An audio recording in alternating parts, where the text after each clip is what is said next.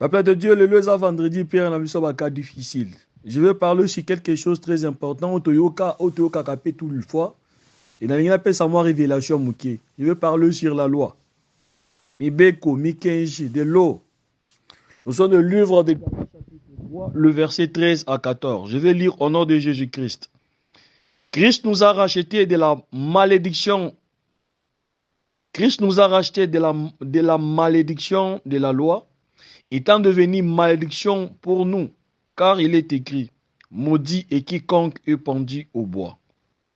Afin que la bénédiction d'Abraham eût pour le païen son accomplissement en Jésus-Christ. Son accomplissement en Jésus-Christ. Et que nous récissons par la foi l'esprit qui avait été promis. Papa de Dieu, nzamba pambola bino lisusu ndeko na ngai. Papa de Dieu, oyo eza maloba ya Nzambe. Oh, Paul azoloba na epa bagalate, bagalatine, les gens de Galates, il parlait à eux. Ndeko na ngai ya mobali, ndeko na ngai ya mwasi, lelo nazobela bato ya Galate te, maloba oyo eza pona bato ya Galate te na pokwa lelo. Et cette parole, c'est votre parole, c'est ma parole aussi, ndeko na ngai. Comme je disais, je parlais sur la loi. C'est balobi loi eza oyo ezo conduire pays. C'est-à-dire que muntu nyonso akotambola selon loi ne lobi lolenge pays elobi. Lolenge muntu aza na balona na ndako na ye, aza na façon na. C'est-à-dire que loi eza façon mo kwa ku vivre. Je peux définir comme ça facilement la façon de vivre. La façon d'être, c'est-à-dire que tout le monde doit suivre cette façon-là. Mokolo ko sala weza ngo to komi kuta na prison. OK, pas muntu sala o alingite o mona ke ekosimba kati. Ata pona kobota sengeli mwasi na mobali basangani ndo moni ke mwasi azwizemi aboti. Et pour bota, il faut que après 9 mois, après 8 mois, boye moi na botami 11 mois, 12 mois, biloko bongo. Mais moi la zeme ko sala 13 mois te. Excusez ba maman pona exemple wana. Et pour avoir l'argent, il faut travailler. Il faut ba kabelo pe lisusu. C'est-à-dire que eza lolenge na yango. Pona ko koma docteur, avocat, pona koma un être humain, les lots na mokili, à l'autorité, les lots, comme avocat, ou comme docteur, ou comme ceci, c'est là. Faut qu'il y ait là, qui est là, si, pour l'encoloba langue, ils ont la loi, ils ont le lengi en guezali. C'est ça les lois. C'est ça la façon d'être. C'est que le lengi est belé, je peux dire. Pour l'andako, au benga docteur à ton andako, te ko benga un mensonge na yebi musala ngako tongela yo. C'est que chose belle là, aucun hôpital. Par exemple, je veux parler sur la loi. Mais je parle maintenant en tant que chrétien. Et moi, je vous ne connais pas. La vie aux en la kacha komene na moment loko la onde konangai. Vie aux omene ndeko. Ils a par rapport à la loi ba pesi. Ba loi etieli, etiami. Na libota na bino ndeko nangai. Na bisika yo vandi. Na quartier yo zali. Na oyo leaki. Na oyo melaki ndeko nangai. Ndeko na ngai ya mwasi, ndeko na ngai mobali. Bible ezopesa biso malamu ke Jésus-Christ de Nazareth ye azwi bisika na biso. Azwi bisika ya nani? Azwi bisika na oyo ayambi Yesu comme Seigneur et Sauveur. Ce qui veut dire quoi ndeko? Ata ozalaki maudit. Ozalaki maudit. Ndeko na ngai lelo wana malédiction wana ezolongwa likolo na yo. Peuple de Dieu, tango mususu na libota na bino balobi ke bato bakobota te. Ndeko na ngai yo pe kobota ozobota te. Tango mususu bato mususu babotaka me yo pona yo balobi ke yo kobota te. Ba mususu babalaka me yo balobi ke yo kobala te. Ba mususu basimbaka mbongo me yo kosimba mbongo te. Ba mususu bakoluka misala bakozwa me yo okozwa musala te. Tango mususu likambo ndeko moko asalaka ya libota na bino, tango mususu parent na yo asalaka, tango mususu yo moko osalaki oza coupable, libote eza coupable. Yango ozo subir makambo wana oza na kati ya ko subir. Ndeko na ngai mukolo alelo. Na ye koloba na yo, na ye koganga liboso na yo. Lolenge Ruben, libota ya Ruben mobimba. Ezalaki modi parce que papa na bango amataki likolo mbetu ya papa na ye. C'est-à-dire kabimaki na mwasi ya papa na ye. Descendant nyonso Ruben ezalaki modi. Mais tango Moïse aye, alobi ke Ruben vive. Yango na eko ebiso lelo, Jésus-Christ a pris notre place.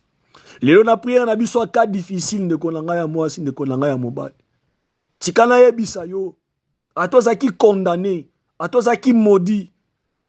Quelle que soit source ya malédiction wana, ezala yo no fongola qui porte. Ou bien liboto ne fongola qui porte. Belo moyo sala ki fongola qui porte. Ou bien sika yo vandi, ndako zo futela. Lopango yo somba, esika yo salaka, elamba yo la to kabela ta muntu. Yango ndezo me malédiction likolo bomoyi na yo. Yana ko na eko ebiso lelo ke au vivre au nom de Jésus-Christ. Pourquoi je dis au nom de Jésus-Christ? Parce que c'est Jésus-Christ qui a pris notre place. C'est Jésus-Christ yende azu malédiction wana pona biso. Et na pokwa ya lelo zalaka na kondima. Parce que Bible zo bisa biso ke na chapitre na verset 14 wana ke et c'est biso afin que la bénédiction d'Abraham eut par le païen son accomplissement en Jésus-Christ et que nous ressuscitions par la foi l'esprit qui avait été promis. Ndeko na ngai na kati ya Yesu ngana yo tozoza bénédiction o Abraham azalaki nango.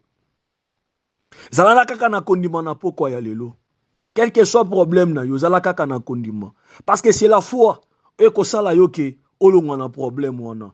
La foi, ça dit que kondima ke Yesu azwa bisika na ngai. Ko confesser ko telema, ko revendiquer parce que oza innocent na pokwa ya lelo. Parce que Yesu azwa sika na yo. Makila na Yesu nde preuve na biso.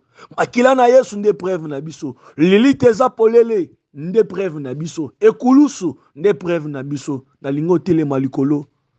Osambela na pokwa ya lelo. Tokoloba na Nzambe, vinyo so na komene. Vinyo so na komene na libota na ngai. Wezaki na malédiction, nazo vivre na malédiction parce que mon toaza modi akosala eloko te, ako avancer te, akosala misala ekosimba te, akendaka musika te. Makambo ekozalaka bien te na bomoi. O nyonso akosala ekosimba te. Mbongo akozwa na maboko me ekosala eloko te parce que maboko etoboka. Makolo na ye place ekonya te ozalaka ba rendez-vous raté. Akozwa zemi me ozalaka ba fausse couche. Ata kozwa zemi akozwa zemi te. Mobala komone pa moza kitoko mais comportement ya bien makambo bien mlibala ezoya te. Mwasi azoya te na bomoi na yo. Mbongo zwa me mwasi abianza te. Wakitoka me ba déception kaka na nzela na yo ndeko na ngai. Aussi ça qui est là si mayelo oza nango me musala oza nango te ndeko. Pourquoi oza maudit? Ozo vivre na soi malédiction. Mais na pourquoi lelo je suis venu déclarer comme Moïse avait dit, Ruben vive. Ndeko na ngai tozaki coupable na pourquoi lelo. Jésus-Christ a pris notre place. Na ko pe so bonne nouvelle. Koyebisa très bien que oh Christ nous a rachetés de la malédiction de la loi. Quelle que soit loi wana, quel que soit maloba wana ndeko, Jésus-Christ est venu nous racheter. Il est venu nous racheter. Il est venu nous racheter ndeko na ngai. La muka ndeko na ngai. Okomona muntu aza innocent. Soki ayebi loi te, ayebi loi ya pays te, moyen revendiquer droit na yeza te ndeko na ngai. Parce que so muntu ayebi loi na ye ndekona ayebi ba droit na ye ayebi ba droit na ye akoyeba lolinga ko défendre akoyeba non yanga izaboy yanga izaboy ile na ko informer yo yoza na droit ta ko vivre ozo vivre sikoyo yoza na droit te o vivre sous contrôle à Satan ndako no eza na droit te que Satan envahir ndako no eza kaka na ténèbres. Bana yo bazana droit te ba vivre selon le lenge molile lingi ndeko na ngai. Vina yo ezana ekoki kozala conduit na Satan ata mukolo moko te. Nzoto na yo malade ko vana na nzoto na yo te ndeko na ngai. Yo ndengo zawana tolo nzamba peso fo pesa il faut o melisa bana ndeko na ngai. Yo kitoko za nango fo babala yo ndeko na ngai. Onzamba pesio wana yo ça dit que plein nzamba vina yo il faut ko kisama mukolo lelo ndeko na ngai. Lelo prison batiaki yo bima lelo ndeko na ngai. Oza libre. Parce que Romains chapitre 8 le verset nous dit ceci. Il n'y a plus de condamnation pour ceux qui sont en Jésus. Ndeko na ngai bima na prison wana longo esika wana. Telema kolela lisusu te. Lelo prière apoko leza prière kolela te. Eza prière a kotelema. Eza prière a ko déclarer ndeko na ngai. Déclarer ndeko pona bana na yo. Déclarer pona mwasi na yo. Déclarer pona voyage na yo. Déclarer pona santé na yo. Déclarer pona situation za na kata komene mokolo lelo. Oh Jésus-Christ, il nous a rachetés de la malédiction de la loi. Jésus-Christ nous a rachetés de la malédiction de la loi de famille. Yaba quartier, yaba ndako, yabiloko tolia tomela, ndeko na ngai. Tango mususu za bloqué pour na passer na yo. Passer na yo, biloko salaka na passer. Mais na pourquoi lelo Jésus-Christ, oh, il nous a racheté de la malédiction de la loi du passé. Aye ko racheté biso mukula lelo. Ko lisusu te. Comme il m'a dit que ngana longola bazemi belé, na kobota ka lisusu te. C'est encore possible avec Jésus ce soir. Le colosana bomo, il y a encore l'espérance pour ceux qui vivent. Quand c'est découragé, t'es ne konangai. Yo yiba batumbongo makasi ne konangai. Vino eza malamute, kolembate. Yeso yepo na bato mabe. Akosunga yo lelo nde konangai. Nde bon nouvelle na ekope sa yo ndeko. Ko vanda suna kobanga te. Kobange loko ata moko te. Oyo azana kasi na biso, aleki oyo azana mokili na makasi. Ndeko ozala na pouvoir. Likolo na se kelema na nzambi. Maye kelema na nzambi. Biloko nyonso kelema na nzambi. Mo na argent kelema na nzambi ndeko. Mibali pe basi ba keleme pa nzambi. Onzama na kapasite kotinda mobali na nzela na yo. Mwasi na nzela na yo. Mbongo na nzela na yo. Esengo na nzela na yo. Vaye zozo lukanza mwa na kapasite kopeso yango. Yo telema confesser kobangi loko te. Ata famille kindokeza ndenge nini. Ekole kanzambe te. Dieu est au-dessus de toutes choses. N'Apocalypse déclare que Christ nous a rachetés. Christ m'a racheté de la Jésus-Christ. Déclare N'Apocalypse que Christ nous a rachetés de la malédiction de la loi. Christ m'a racheté de la malédiction de la loi de la famille, la loi du quartier, la loi là où que je reste, la loi même de qui, même dans la famille, place Babali, Yoneko, Nekonanga, Christ nous a rachetés dans toutes les choses. Quel que soit ta mibalo sangana, bangwa babala yo, atabaso sangana, bangwa babala yo, mili omogwa mabe kota na kasi na yo, ndeko alebi. Okochikala bongote lokuta, okochikala bongote. Okochikala bongote parce que Christ nous a rachetés de la malédiction de la loi. Mukolelo Christ est pour la restaurer yo.